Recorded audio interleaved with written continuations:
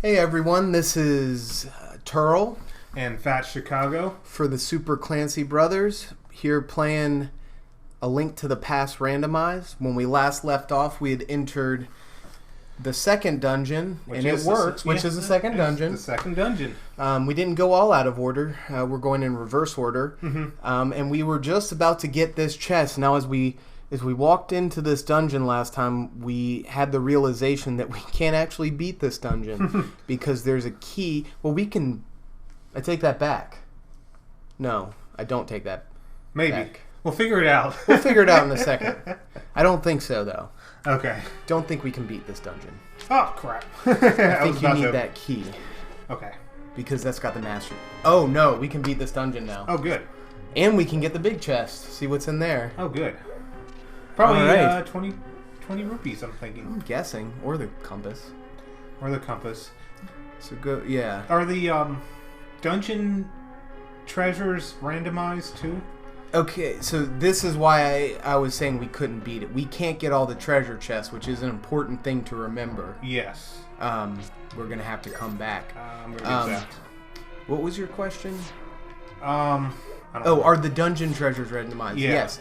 So the way this randomizer works, to the best of my knowledge, well, let's see. Here we go. Are you excited? I'm excited. Are you excited? Oh, I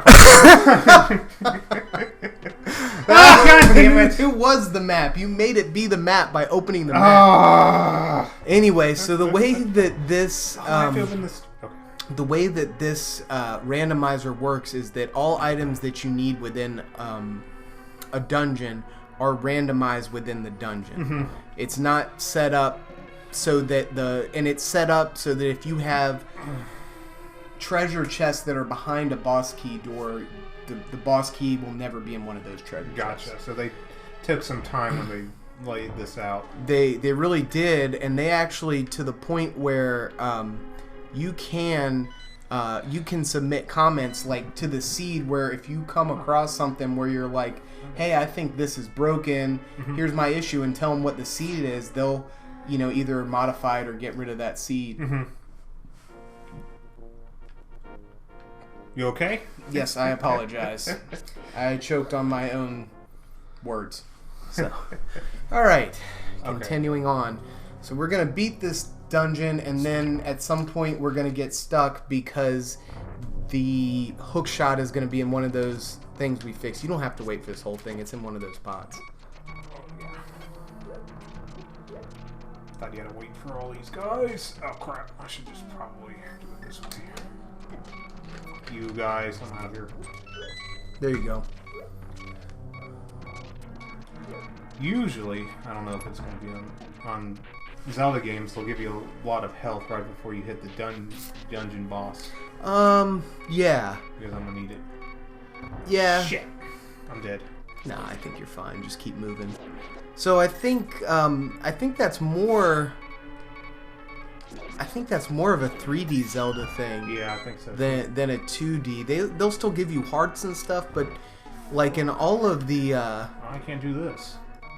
oh, you got it. You're probably gonna die at this point. That's all right. It is important to note that I know that this is going to shock a lot of our foreign viewers, but we are American.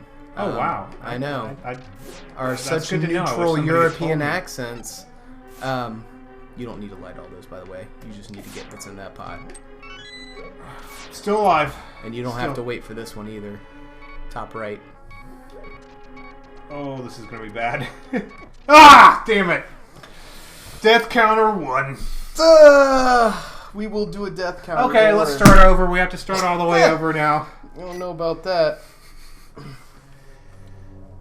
Oh, it didn't give me my magic back? That sucks. Oh, this guy's a piece of shit. Okay. So anyway, I think in all the 3D Zeldas at this point, you don't need to get anything. Oh. I want to try to get... Mainly is magic.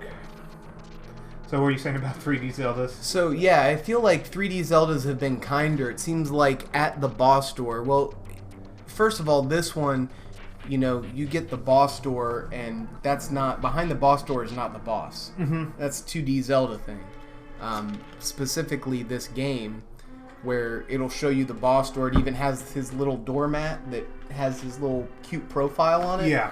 And he's not necessarily behind that door. Yeah. In the 3D Zelda ones, he's always right behind the door, and there's always a pot that has a fairy.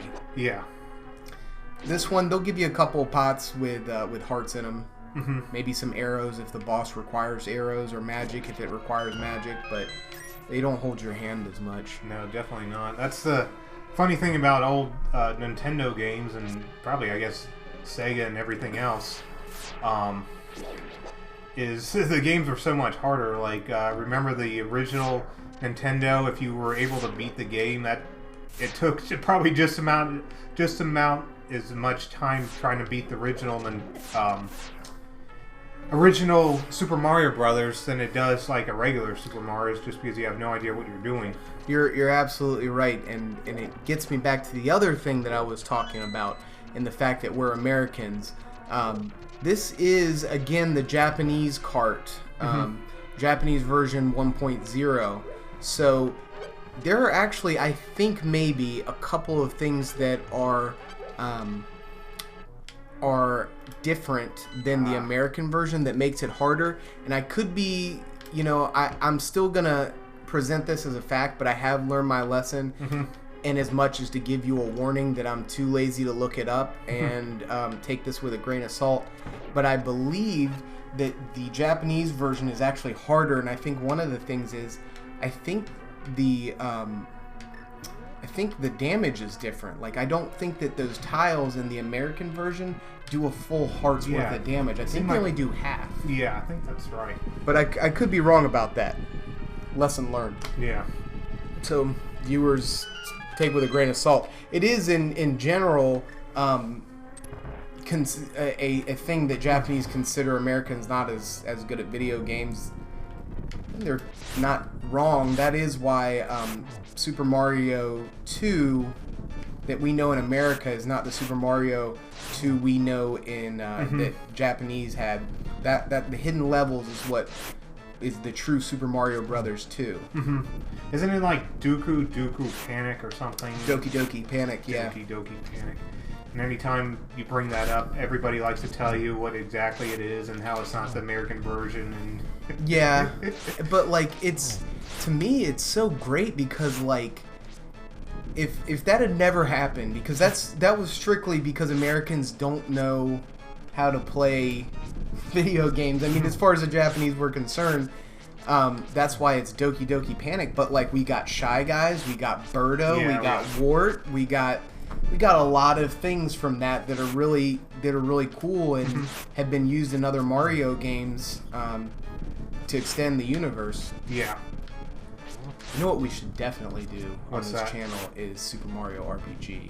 Oh God, that was an game. awesome game. Ugh, Square Enix, man, they're the king of RPGs anyway, and just like the Mario childishness of it all was just so awesome. The thing that always got me about those old RPG games, especially Super Nintendo ones, is I guess it was to save space, but every like ability you use, it was always abbreviated, so you have no idea what the hell they were talking about. It was always like one letter abbreviation. It was like D charge or L bomb or something. I'm like, what the hell is this stupid thing supposed to be? Use the L button. Yeah, the L button. Yeah, some people, a lot of people, the PlayStation and PlayStation 2 is like their RPG console of all time. And I get it had all the Final Fantasies and all that, Final Fantasy 7, Final Fantasy 10. To me, the SNES will always be the classic RPG console for me. Oh yeah, we had Breath of Fire.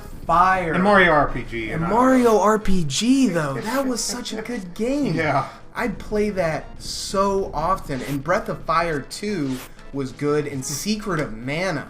Oh yeah, we never really got into that. We never bought that game. I remember renting it one time. Yes. From the old porn video place. Okay, so American viewers, to put this into context real quick before you start getting bad ideas. Are you going to tell ideas. the arachnophobia story? No. Oh, well, I guess I have to now. Yeah, you but have to tell. No, I was just trying to put that. We didn't actually go to a porn store to rent video games. before Blockbuster and even during Blockbuster and hell after Blockbuster. In Yeah. our neck of the woods, there was a local video store that actually closed down, I want to say about a year ago.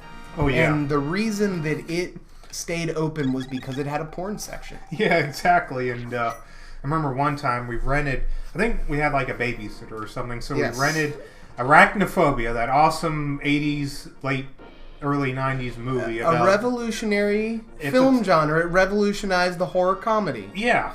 Did it have, it had a fat guy in it. I can't remember who the fat guy Had a fat guy in it. It was like John Candy or it was maybe it wasn't Chris Farley, was it? Was it John Candy? May have been. May have been. Yeah, I'm probably gonna get like a dozen comments telling me you're a freaking idiot. It was That'd be nice. It was some guy you've never heard of, but he was in it. And we watched that like I think one time, and then we. It was a VHS cassette, and then we just put it on the shelf, and nobody remembered to return it. Yeah. And one day, I think we were going to try to rent something.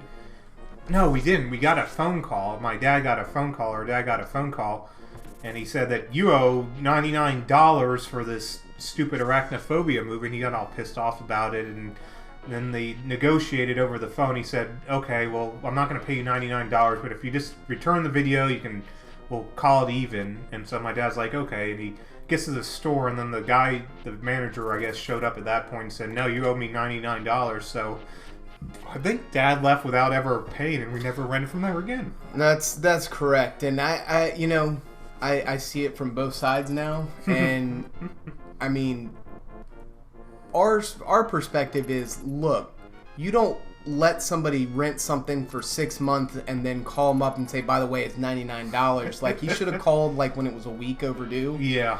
You know, so I get that point, but we also had that daggone movie for a year. Yeah, it was funny.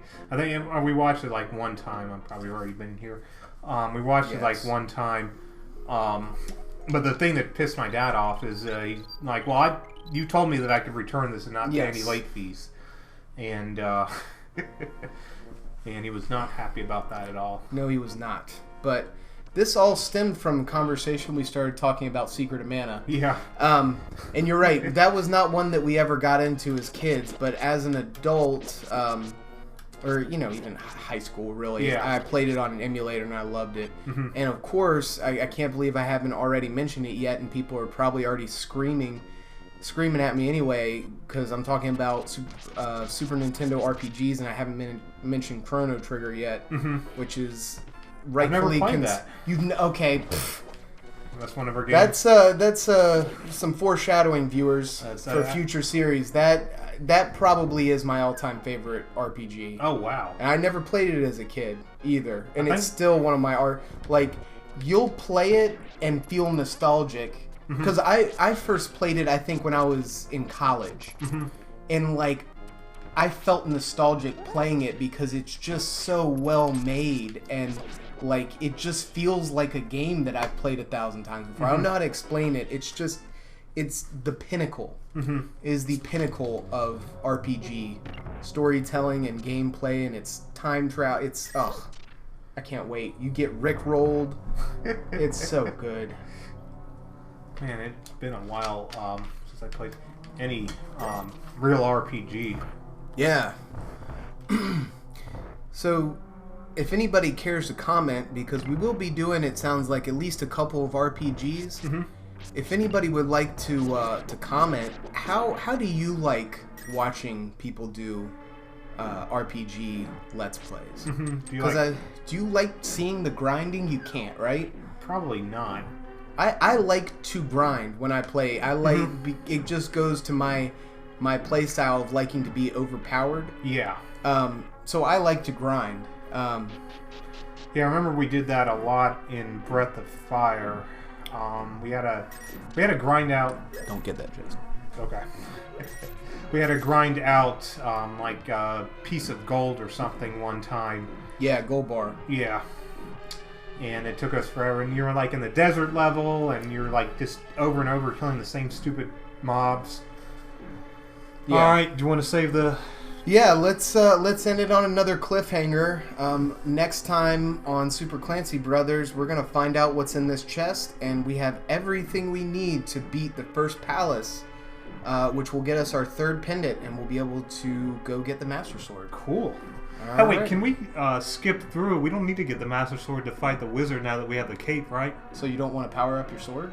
I want to beat the wizard, then go get the sword. I'm fine with that. Yeah, we can absolutely do that. All right. All right. That's what's going to happen next time. Thanks, everybody.